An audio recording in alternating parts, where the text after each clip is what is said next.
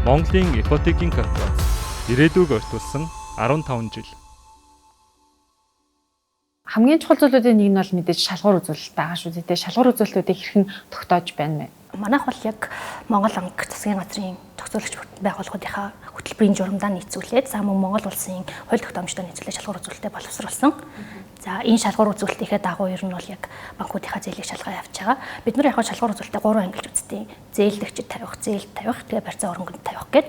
За тэгэнгүүт за зээлдэгчд тавьж байгаа гол шалгуур үзүүлэлт маань гэвэл яг 18 нас хүрсэн Монгол улсын иргэн байх хэрэгтэй тийм мэдээж тогтмол орлоготой байх хэрэгтэй.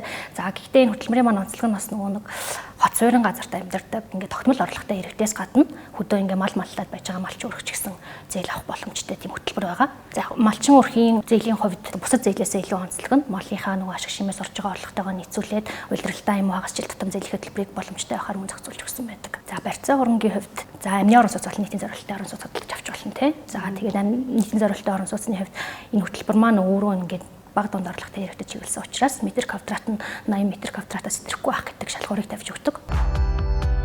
Монголын ипотекийн корпорац ирээдүйг ортуулсан 15 жил.